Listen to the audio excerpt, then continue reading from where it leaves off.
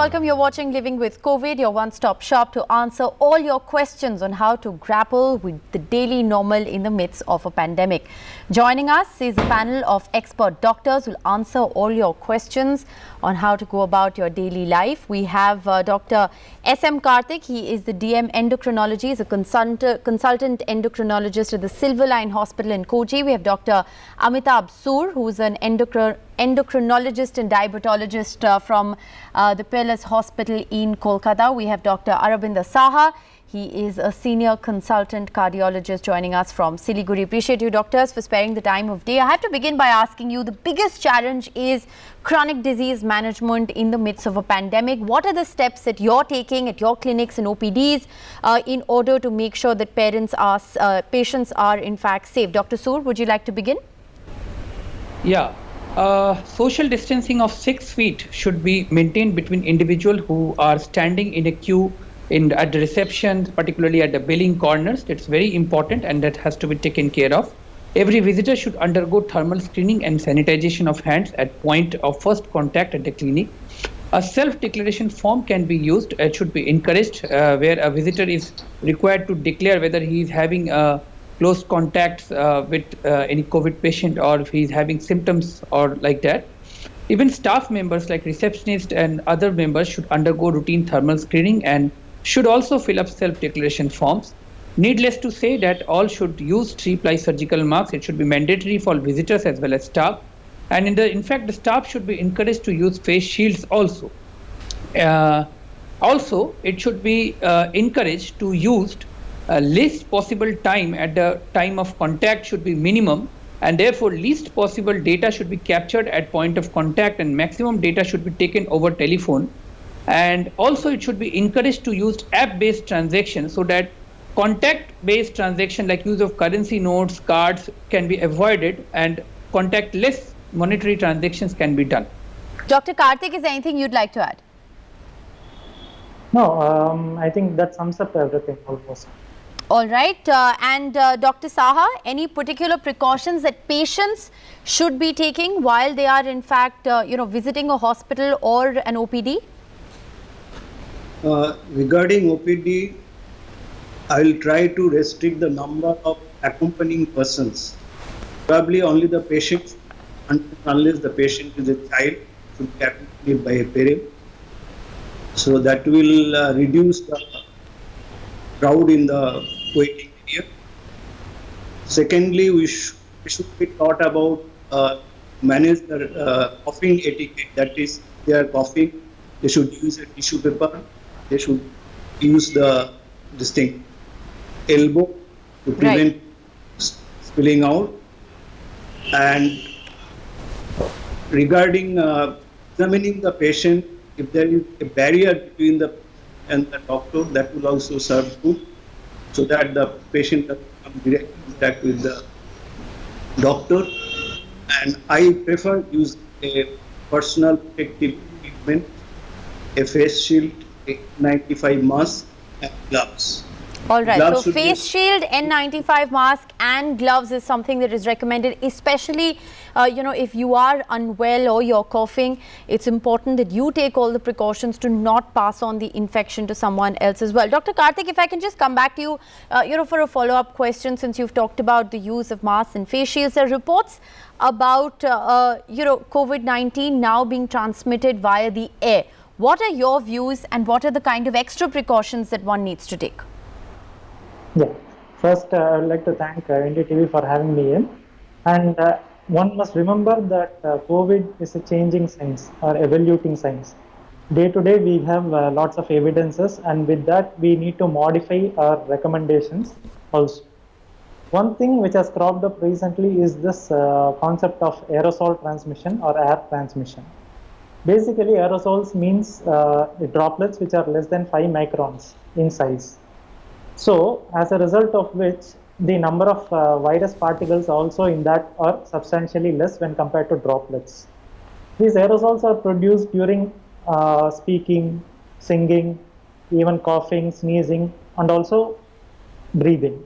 So, basically, why we are worried regarding these aerosols is that because of its small size, it passes through easily the mass and also on the normal defenses, and it deposits in the deep inside the lung, and this causes substantial infection. Right. That is, if it causes, if it evolves into COVID. And more importantly, this stays in air for quite a long time, even for several hours, and it can be transmitted to long distance also. And hence, with vaccine yet to be discovered, Yes. I think we will have to use all modalities of preventive measures. And even if aerosol transmission is in future thought to be contributing to a very substantially less amount of infections, still we need to take adequate care. All right, I think the aerosol transmission is something which is of great interest to a lot of viewers. Let me just ask, Dr. Amitabh, if you want to weigh in here as well. What are the kind of precautions that one needs to take? There are several people who are in fact back in workspaces, shops have opened, in closed spaces. What are the extra precautions that one needs to take? As I already mentioned, social distancing is very important. In this regard, I'll also like to mention what is actually close contact. So this term often crops up off and on, so we need to know what is a close contact.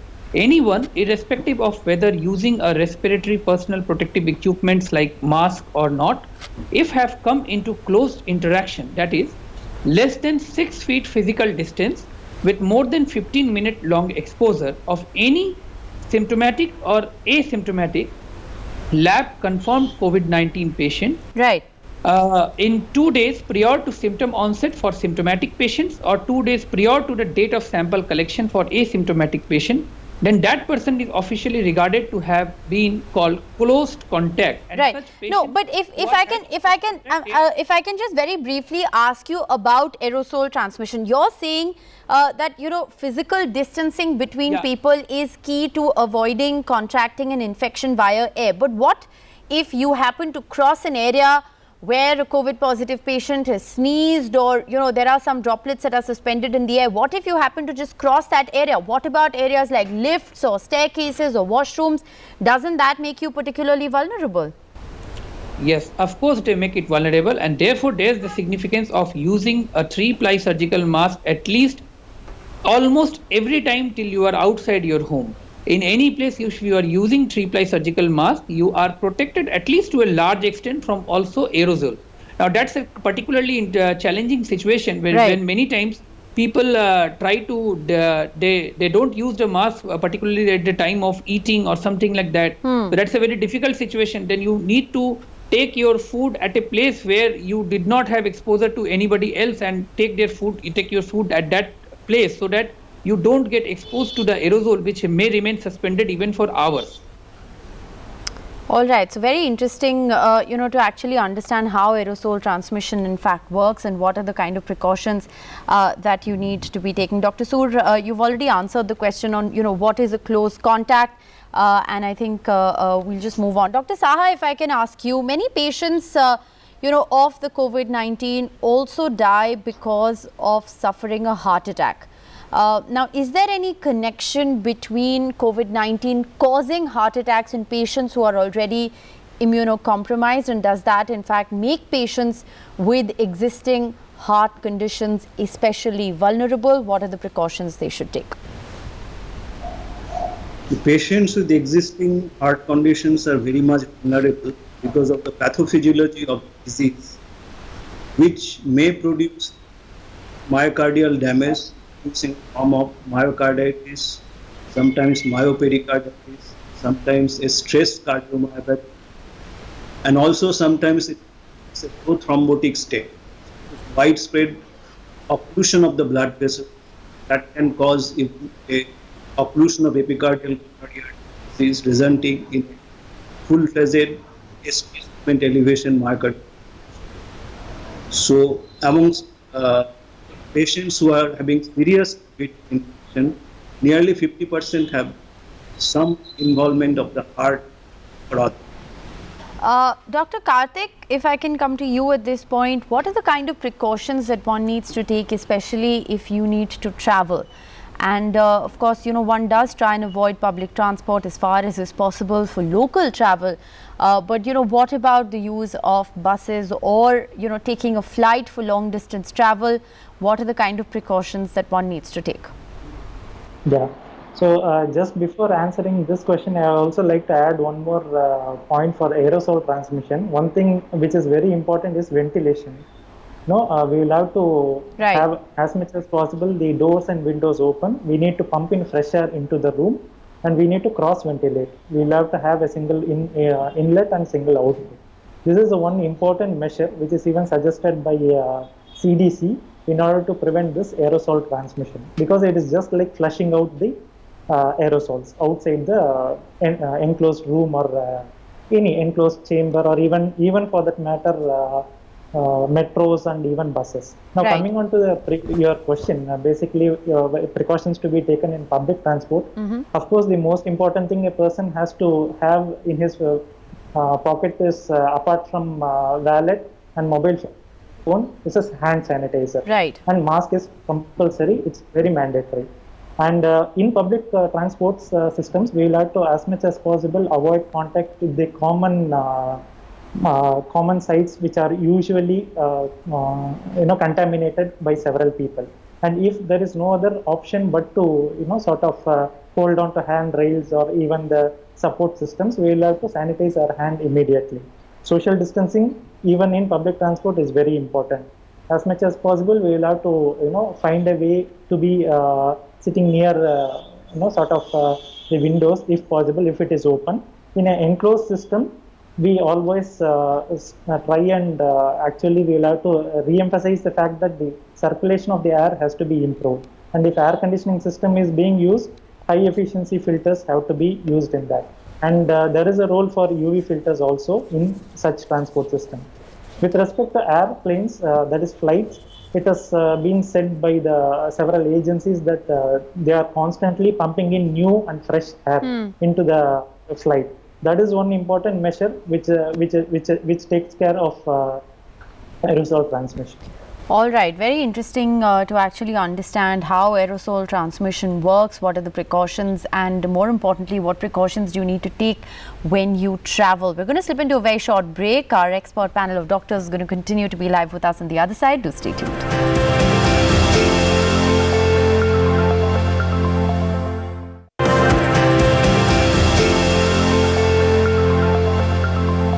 Welcome back. You're watching Living with COVID. Dr. Soor, there has been a lot of speculation about how the COVID-19 infection reacts in children. Are they at more risk or are they more resistant to the spread of the disease? And how is this theory of COVID-19 affecting children actually evolved over the period of the pandemic? Correct. That's a very valid question. The rate of infection in children is certainly less than adults. Prevalence or percentage of total case load in those who are less than 18 years varies from 2.5 to 5% in different population. In fact, the need for ICU is also comparatively much less in children, almost less than 1%. So therefore, definitely we can conclude that children are having less common infection, less common and as well less severe infection. But then the story is not same with children who are less than 1 year who are getting severe infections also. Documented transmission from children to children or from children to adult is definitely there, but somehow the existing data points towards the fact that children are probably less efficient spreaders compared to adults. For reasons not known to us, children spread less likely compared to adult to counter to their other children or adults. Right.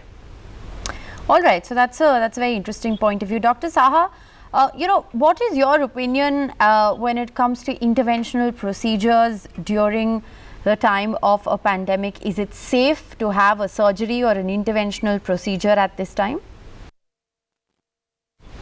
So when the infection started new, many governments gave a sort of dictate that they should try to postpone elective procedures, elective operation as much as possible. But right now, I think more than 4-5 months we are in this pandemic. So we are getting patients who need interventions, and for them sometimes the intervention will be denied. So roughly we follow the principle for a patient coming with acute myocardial infarction. And if it is a ST segment elevation myocardial infarction, he should be given the best treatment, that is percutaneous coronary intervention as early as possible in a center if it is which is capable of doing it. Center not capable of doing it can undergo a fibrinolysis. Later can be shifted capable of doing a percutaneous coronary intervention. For patients who present a non-ST segment myocardial infarction, Right. there we can go a leisurely. The patient symptoms are well controlled with medications. We can postpone the coronary. Okay. So if If it it all is- also depends on how urgently you need the interventional procedure, and I think that's Other something that interventions like putting a pacemaker, that Yes. has to be done because of life-saving condition. right. But others like using a atrial septal defect, in a patent foramen well, closing a Okay. clay appendix, all Right. these things they can wait. All right. Dr. Karthik, what is the risk of getting the coronavirus from handling cash? We do know that, a lot of delivery services have, become cashless, many, trying to do online transfers. But how risky is the handling of cash at this time? Yeah, it's an interesting question also. As of now, there are no major recommendation by any of the world major bodies regarding the risk of transmission through handling of cash. But WHO was pragmatic in just, just stopping short of telling that there might be a risk of transmission in this.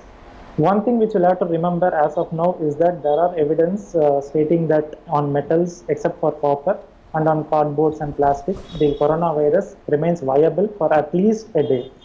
So the worst case scenario which we are going to encounter is that an infected person who is going to directly or indirectly contaminate notes or coins, and it goes on to general circulation.